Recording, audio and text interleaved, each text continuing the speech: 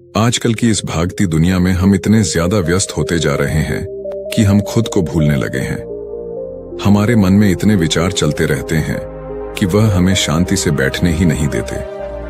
जब कभी थोड़ा सा समय मिलता है हमें शांति से बैठने का, तो हमारे दिमाग में फिर से तमाम विचार आने लगते हैं और फिर हम यह भूल जाते हैं कि हम शांतिपूर्वक बैठे हैं कि नहीं। अर्थात हमारा दिमाग विचारों से इतना ज्यादा भर जाता है कि वह हमें शांति से एक जगह पर बैठने ही नहीं देता। तो आज के इस वीडियो में हम अपने मन के विचारों को साफ करके अपने दिमाग को किस तरीके से शांत रखा जाए, इसी के बारे में बात करने वाले हैं। दोस्तों, एक बार एक गुरु और एक शिष्य एक सुनसान जंगल से गुजर रहे थे। तभी शिष्य अपने गुरु से एक सवाल करता है कि गुरुजी, ऐसा क्यों होता है कि कुछ लोगों के पास कुछ भी नहीं होता लेकिन फिर भी वह सुखी रहते और आनंद में रहते हैं, और कुछ लोगों के पास सब कुछ होते हुए भी उदासी उनके चेहरे पर साफ दिखाई देती है। गुरु ने एक मुरझाए हुए फूल की तरफ इशारा करते हुए अपने शिष्य से कहा कि यह सोचने और समझने की बात है। अगर यह फूल ये सोचेगा कि मैं कल मुरझा गया था, या फिर यह सोचेगा कि मैं भविष्य में फिर से मुरझा जाऊंगा, तो ये कभी भी खुलकर पूरी तरीके से खेल नहीं पाएगा। अपने सुंदर स्वरूप में यह कभी भी वापस नहीं आ पाएगा और अपनी इस प्रकृति में कभी भी बिखेर नहीं पाएगा। इसी प्रकार इंसान अपने अतीत की यादों में खोया रहता है या फिर अपने भविष्य की करता रहता है। भविष्य के दुखों के बारे में सोचता रहता है, या भूत में जो उसके साथ बुरी घटनाएं घटित हुई हैं, वह उन्हीं के बारे में सोच सोच करके वह अपने भविष्य के लिए चिंतित होता रहता है। तो ऐसा मनुष्य जीवन में कभी भी सुख अनुभव नहीं कर सकता। यह समझने की बात होती है कि जीवन हमेशा वर्तमान में होता है। अतीत और भविष्य की कल्पनाएं हमेशा मनुष्य को मृत्यु की तरफ ले जाती हैं। इसलिए यह जरूरी हो जाता है कि जिस प्रकार हम अपने शरीर की देखभाल करते हैं, उसे बीमारियों से दूर रखने के लिए उसके अंदर ऐसी गंदगी भी साफ करते रहते हैं। ठीक उसी प्रकार समय समय पर हमें अपने मन और मस्तिष्क की भी गंदगी को साफ करते रहना चाहिए, उसकी धुलाई करते रहना चाहिए। इससे आपकी बुद्धि की क्षमता तो तेज होगी ही होगी, साथ ही साथ आप हमेशा आनंद में रहने का रहस्य भी जान पाएंगे। शिष्य ने सवाल किया कि गुरुदेव, इससे पहले कि हम मन और मस्तिष्क पर चर्चा शुरू करें, इससे पहले मैं यह जानना चाहता हूं कि जिन लोगों के पास सब कुछ होता है वह दुखी क्यों रहते हैं, और जिन लोगों के पास कुछ भी नहीं होता है वे अक्सर आनंद में क्यों होते हैं। यह रहस्य क्या है, इसके पीछे का कारण क्या हो सकता है। गुरु ने उत्तर दिया कि कुछ लोग जीवन में जब सब कुछ हासिल कर लेते हैं और सब कुछ हासिल कर लेने के बाद उन्हें सब चीजों की व्यर्थता का पता चल जाता है। ऐसे लोगों को अक्सर यह एहसास जकर लेता है कि मैंने जीवन में कुछ भी पाया, जो कुछ भी किया उससे भले ही मैंने सुख सुविधाएं हासिल कर ली हों, लेकिन मन की शांति अभी भी बहुत दूर है और अधूरी भी है। उस तक मैं पहुंच नहीं पाता। सब कुछ पाकर भी मैं अपने मन को जान नहीं पाया।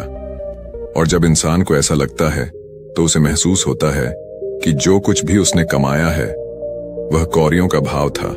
उसने अपना जीवन बेकार की चीजों में यूं ही व्यर्थ कर दिया।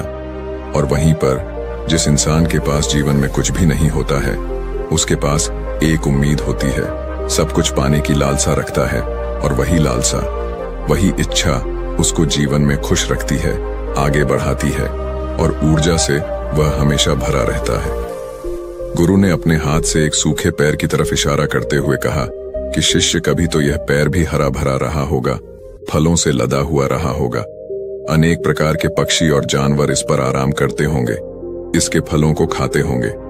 इस समय इस पैर को भी यह पता नहीं होगा कि एक दिन यह सूख जाएगा और उसकी हालत इतनी बदतर हो जाएगी कि ये किसी को छांव तक नहीं दे पाए, उसके ऊपर पत्ते तक नहीं रह जाएंगे। उसी प्रकार मनुष्य अपने जीवन की दौड़ में यह भूल जाता है कि जिस दौर में वह सबसे आगे निकलने की कोशिश कर रहा है, उसका अंतिम चरण तो मृत्यु ही है। काश वो कभी इस दौर से अलग हटकर यह देख पाए कि इसका अंतिम चरण उसे कहां तक पहुंचाएगा। जिस दौर से वह सबसे आगे निकलकर जीतने के ख्वाब देख रहा है, उसका वास्तव में अंतिम चरण मृत्यु ही है। काश वह कभी जीवन में भी हो जाता है कि उन घटनाओं को हम किसी भी तरह अपने मन की दौर में ठहराकर यह देख पाए कि उसका चरण क्या है और उसका परिणाम क्या होने वाला है। वो तो बहुत कुछ इकट्ठा करने में लगा हुआ है। एक दिन वह सब यहीं का यहीं रह जाएगा। इकट्ठा करते करते एक दिन उसका शरीर मृत्यु को प्राप्त हो जाएगा और फिर उसका शरीर आग में जलकर राख हो जाएगा, लेकिन उसके द्वारा बनाई हुई चीज सब यहीं की यहीं पड़ी रह जाएगी। लेकिन इंसान चीजों को इकट्ठा करते करते अपनी जिंदगी को जीना भूल जाता है। वह कभी ठीक से खुलकर हंस भी नहीं पाता, बस इकट्ठा करने में लगा रहता है और इकट्ठा करते करते वह अपने सब सुख, चैन, खुशी सब कुछ खो देता है। ऐसा भी हो सकता है कि वह ऐसे कार्यों की तरफ आगे बढ़ सकता है जो उसके जीवन में आनंद पैदा करता हो, जो उसके जीवन को एक नई दिशा दे। गुरु ने कहा कि एक योगी ही होता है जो जीवन की दौड़ में ठहर जाता है, जो यह समझ लेता है कि जीवन का अंतिम चरण तो मृत्यु ही है। इसीलिए वह जीवन में सुख सुविधाएं हासिल करने की बजाय खुद के मन और मस्तिष्क को एक नए आनंद की तरफ ले जाने का प्रयास शुरू कर देता है। शिष्य ने सवाल किया कि गुरुदेव, क्या एक गृहस्थ जीवन में जीने वाला मनुष्य उस आनंद की प्राप्ति नहीं कर सकता? और अगर कर सकता है तो किस प्रकार शुरुआत उसे करनी चाहिए? गुरु ने कहा कि बिल्कुल कर सकता है। गुरु ने उत्तेजित होकर उत्तर दिया कि अगर सभी मनुष्य उस आनंद की प्राप्ति के लिए योगी बनने का निश्चय कर ले तो इससे तो प्रकृति का चलन ही रुक जाएगा। उसकी जो व्यवस्था है वह बिगड़ने लगेगी। एक सच्चा योगी अपने जीवन में खोज करता है और खोज करने के बाद वह गृहस्थ जीवन में किस प्रकार आनंद को प्राप्त किया जा सकता है वह तरीके सभी को बताता है, ताकि मनुष्य अपने गृहस्थ जीवन का पालन करते हुए उस आनंद की प्राप्ति भी कर सके। गुरु ने उस युवक को संबोधित करते हुए उत्तर दिया कि मैंने अपने जीवन में जो खोज की है उसके अनुसार मनुष्य को समय समय पर अपने मन और मस्तिष्क की सफाई करते रहना चाहिए। मनुष्य अपने शरीर पर तो ध्यान दे देता है, लेकिन अपने मन और मस्तिष्क को वह भूल जाता है, उस पर कभी ध्यान ही नहीं देता और उसी वजह से मन और मस्तिष्क उसके बूढ़े होते चले जाते हैं। उसमें जवानी रह ही नहीं जाती और जब उनमें जवानी नहीं रह जाती तो वो नयापन और ताजगी नहीं रह जाती, जिसकी वजह से एक इंसान उदासी से भर जाता है। मन और मस्तिष्क की गंदगी क्या होती है, पहले मैं तुम्हें यह बताता हूं। हर मनुष्य के जीवन में कुछ ऐसी घटनाएं घटती हैं जिनका उसके मन और मस्तिष्क पर बहुत ही गहरा असर डालती है। वह जीवन पर्यंत उन घटनाओं को भुला भी नहीं पाता और वही घटनाएं उसके मन में पूरी तरह से पक्की बैठ जाती हैं, जो उसके मन में गांठ बना लेती है और भविष्य में जब भी वह कोई काम करता है तो ये घटनाएं उसको प्रभावित करती है। उसके विचारों को, उसके निर्णय को पूरी तरह से यह घटनाएं बदल कर रख देती हैं। ऐसे मनुष्य की दृष्टि भी भ्रमित हो जाती है। वह सत्य स्वरूप को देख ही नहीं पाता।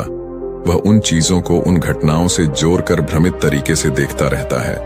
उदाहरण के लिए, अगर किसी बुरी आंखें वाले आदमी ने आपको धोखा दे दिया है तो आप जीवन पर्यंत बुरी आंखें वाले आदमी को हमेशा धोखेबाज ही समझते रहेंगे। उस पर कभी पूर्ण रूप से आप विश्वास ही नहीं कर पाएंगे। लेकिन समझने की बात यह होती है कि जिस इंसान ने आपको धोखा दिया है वह धोखा आपको बुरी आंखों से नहीं मिला, वह इंसान के स्वभाव से मिला है। लेकिन उस इंसान के स्वभाव से हमारे दिमाग में उसका एक चित्र छप गया, उसकी एक छवि बन गई और वह छवि दूसरे आदमी से जब हम संपर्क करते हैं तो बीच में एक दीवार की तरह खड़ी हो जाती है और इसी वजह से दो लोगों के बीच गहरे संबंध स्थापित नहीं हो पाते। तो मनुष्य के लिए सबसे जरूरी यही होता है कि वह अपने आप को अतीत की घटनाओं से मुक्त रखे। उन घटनाओं से प्रभावित होकर वह दिमाग में किसी तरह की छवि न बनाए। कुछ लोग इस बात पर यह सवाल खड़ा कर सकते हैं कि फिर जीवन के अनुभव किस काम में आएंगे, लेकिन समझने की बात तो यह होती है कि हम जीवन के अनुभवों को भी भ्रमित तरीके से जान लेते हैं, सही तरीके से उनसे सीख ही नहीं पाते। शिष्य अपने गुरु की बातों में इतना खो गया कि उसे चलते चलते जंगल के रास्ते में पड़े हुए कांटे दिखाई नहीं दिए और अचानक उसके पैर में कांटा छुप गया। गुरु ने उसका कांटा बाहर निकालते हुए उससे पूछा, यह कांटा तुम्हारे पैर में क्यों लगा? इसके पीछे तुम किसे जिम्मेदार मानते हो? गुरु ने कहा कि तुम मुझे भी जिम्मेदार मान सकते हो, क्योंकि मैं तुम्हें ये बातें सुना रहा था, या तुम खुद को भी जिम्मेदार मान सकते हो कि तुम मेरी बातों में इतना खो गए कि तुम्हारा रास्ते पर से ध्यान ही नहीं रहा, या तुम इन पैरों को भी जिम्मेदार मान सकते हो जिन्होंने ये कांटे इस रास्ते पर बिछा दिए। तभी शिष्य ने उत्तर दिया कि गुरुदेव, इसमें मैं खुद को ही जिम्मेदार मानता हूं, क्योंकि आप तो अपना काम कर रहे थे और इस पैर ने भी अपना काम किया, पर मैं अपना काम होशपूर्वक नहीं कर पाया। अगर मैं चलते समय ध्यान लगाए रहता, अगर मैं आपकी बातों में पूरी तरह से नहीं हो जाता, तो मुझे ये कांटा कभी नहीं लगता। इसमें पूरी तरह से ही मेरी गलती है। गुरु ने शाबाशी से अपने शिष्य के पीठ को थपथपाया और आगे कहा कि जो घटनाएं हमारे मन को प्रभावित करती हैं, जरूर उसे बाहर निकाल दें, और उसके लिए सबसे सरल तरीका है कि अपनी भावनाओं को व्यक्त करना सीखो। उसे अपने दिल में, अपने मस्तिष्क में बैठा कर मत रखो। जब तुम किसी दूसरे मनुष्य के सामने अपनी भावनाओं को व्यक्त कर देते हो, तो तुम्हारे मन का बोझ हल्का हो जाता है। कुछ लोगों का स्वभाव ऐसा होता है कि वह अपने मन की बात किसी को नहीं बताते। ऐसे लोग अक्सर अंदर ही अंदर दुखी होते रहते हैं, लेकिन वह अपने मन की बात किसी दूसरे आदमी को कभी नहीं बताते। उसके कुछ उल्टे ऐसे लोग भी होते हैं जो अपने मन में किसी भी बात को रख नहीं पाते। उनके साथ कुछ भी अच्छा या बुरा होता है, वह अपने मन की बात, अपने भावनाओं की बात दूसरों के सामने व्यक्त कर देते हैं। और तुमने खुद महसूस किया होगा कि जो लोग अपने मन की भावनाओं को व्यक्त कर देते हैं, वह जीवन में ज्यादा आनंदित रहते हैं। कभी भी प्राकृतिक रूप से आए हुए भावनाओं को नहीं रोकना चाहिए, या हमें किसी भी भावनाओं को दबाना नहीं चाहिए। अगर हम किसी भी भावनाओं को रोकने की कोशिश करते हैं, तो वे हमें अंदर ही अंदर खाने लग जाती हैं। गुरु ने आगे कहा कि शिष्य, अगर तुम्हारा मन किसी बुरी घटना पर रोने को हो रहा है, तो चीख चीख कर रो लो। अपने आप को रोको मत, उस भावना को पूरी तरह से बाहर आने दो। अगर किसी दूसरी घटना पर तुम्हारा मन खुश होने का, आनंदित होने का हो रहा है, तो पूरी तरह से नाचो गाओ, जिससे कि तुम उस भावना को बाहर निकाल सको। और जब वे भावनाएं अपनी पूरी गति के साथ बाहर आ जाती हैं, तो तुम्हारा मन उन घटनाओं को पीछे छोड़ देता है, अर्थात तुम्हारा मन धीरे धीरे हल्का होने लगता है। गुरु ने शिष्य को समझाते हुए बताया कि जिस प्रकार तेज रफ्तार से चलता हुआ पानी अपने वेग से आने वाली सभी बाधाओं को तोड़ देता है, और अगर हम अपनी भावनाओं को बहने दिए, तो वो उन सभी बाधाओं को तोड़ देगा, और उस बांध को तोड़ने के बाद उसका कचरा उसके मन से निकल जाएगा, और उसका चित्त मन भी साफ हो जाएगा। उसके अंदर की गंदगी भी दूर हो जाएगी। अक्सर मनुष्य अपने मन में किसी घटना को दबाकर इसलिए रखता है कि वो सोचता है कि अगर सामने वाले को इस घटना के बारे में पता चल जाएगा, तो वह क्या सोचेगा। इसी विचार से वह अंदर ही अंदर खुद दुखी होता रहता है और अपनी भावनाओं को दबाता रहता है, लेकिन सामने वाले को वह कुछ भी नहीं बताता। लेकिन अगर वह हिम्मत करके शुरुआत कर सकता है, अपने अंदर की बात अपने किसी करीबी मित्र को बता दे, तो उसका पूरा जीवन परिवर्तित हो सकता है। उसका जीवन सुखमय बन सकता है। एक बार अगर उसके दिमाग में यह आदत बन गई, तो जीवन भर अपनी भावनाओं को दूसरों के सामने व्यक्त करने से कभी नहीं हिचक जाएगा। हम अपने जीवन में इस आदत को 21 दिनों में पैदा कर सकते हैं। 21 दिनों तक अगर सही तरीके से हम अभ्यास करें, तो हमारा दिमाग पूरी तरह से भावनाओं से मुक्त हो सकता है। यह 21 दिनों का अभ्यास इस प्रकार है। 21 दिनों तक सबसे पहली बात जो आपको याद रखनी है कि अपने मन में किसी भी बात को दबाकर नहीं रखना है। अगर हम किसी मनुष्य के बारे में अच्छा सोचते हैं, तो हम उसे करें। अगर बुरा भी सोचते हैं, तो भी उसे व्यक्त करें। परिणाम भूल जाए कि परिणाम क्या होंगे। सिर्फ अपने दिमाग की धुलाई करने पर विश्वास रखें। इससे आपके दिमाग में एक अद्भुत साहस पैदा होगा। गुरु ने आगे कहा कि शिष्य, जब आप किसी मनुष्य के बारे में वह सब बता पाएंगे जो आप उसके बारे में सोचते हैं, तो आप खुद सोचिए कि आपका खुद के ऊपर कितना विश्वास बरत जाएगा। आपके मन के सारे दोष खत्म हो जाएंगे। हो सकता है कि इसमें आपको चुनौतियों का सामना भी करना पड़े, लेकिन जहां चुनौतियां नहीं होती हैं, वहीं कुछ अभ्यास भी नहीं होता है। अभ्यास हमेशा चुनौतियों से भरा होना चाहिए। इससे आप सत्य वचन बोलने का अभ्यास भी कर पाएंगे। अक्सर हम दूसरों को प्रभावित करने के लिए वह सब बोलते रहते हैं जो उन्हें अच्छा लगता हो, लेकिन वह नहीं बोलते जो हम उनके बारे में सचमुच सोचते हैं, और यही हमारी सबसे बड़ी भूल हो जाती है। जिससे हमारा पूरा अस्तित्व झूठा बनकर रह जाता है। और अपनी भावनाओं को व्यक्त करते समय यह भी जरूर ध्यान रखें कि आपके अंदर जो भावनाएं उस इंसान के प्रति उठ रही हैं, उसके पीछे का मूलभूत कार्य क्या है। उदाहरण के लिए, जब एक नौकर अपने मालिक के लिए कोई काम करता है और वह काम अच्छे से नहीं कर पाता है, तो मालिक उसे डांट फटकार देता है, जिससे उसके अंदर उसके प्रति क्रोध की भावनाएं उठने लगती हैं। लेकिन समझने की बात यह होती है कि मालिक तो आपको कहेगा ही, वह तो डांटेगा ही अगर आप अच्छे से काम नहीं करेंगे। अगर आप काम अच्छे से कर रहे हैं और फिर भी आपका मालिक आपके साथ उचित व्यवहार नहीं कर रहा है, तो आप खुलकर अपने मालिक को भावनाएं व्यक्त कर सकते हैं, बिना यह सोचे कि इसका परिणाम क्या होगा।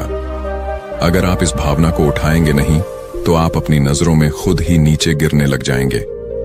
आपका आत्मविश्वास बिल्कुल खत्म हो जाएगा। दूसरा अभ्यास जो तुम्हें 21 दिनों तक करना है, वह यह है कि जो भी घटनाएं तुम्हारे साथ घटित होती हैं, कम से कम आपके जीवन में एक ऐसा इंसान होना चाहिए जिसके सामने तुम अपने दिल की बात रख सकते हो। चाहे अच्छी बात हो, चाहे बुरी बात हो, वह सब बातें तुम बिना कुछ सोचे विचारे, बिना कुछ डर से कि वो इंसान तुम्हारे बारे में क्या सोचेगा, तुम उस इंसान को अपनी सारी बातें बता सको और वह इंसान तुम्हारी सारी बातें सुनने के बाद तुम्हारे लिए कोई छवि पैदा न करे। ऐसे इंसान अपने जीवन में खोजो और उनके सामने अपनी सारी भावनाएं व्यक्त करने की कोशिश करो। दिन में जो कुछ भी घटित होता है, अच्छा लगता है या बुरा होता है, किसी के प्रति आकर्षण होता है, उसको एक दोस्त की तरह बताने का प्रयास करें। इससे यह पता चल जाएगा कि तुम्हारा मन घटनाओं के प्रति किस प्रकार की भावनाएं पैदा करता है। तुम अपने मन की सारी बातें कह दो, ताकि तुम्हारे अंदर की भावनाएं, तुम्हारे अंदर में जो विचार उत्पन्न हो रहे हैं, वह पूरी तरह खाली हो जाए। तीसरा अभ्यास जो तुम्हारे मन को खाली रखेगा, वह है योग्य निद्रा का अभ्यास। देखते ही देखते ये चर्चा खत्म करते हुए गुरु और शिष्य उस जंगल को पार करके अपने आश्रम में पहुंच चुके थे। तो दोस्तों, उम्मीद है इस वीडियो से आपको काफी कुछ सीखने को मिला होगा, और अगर कुछ सीखने को मिला हो तो हमारे इस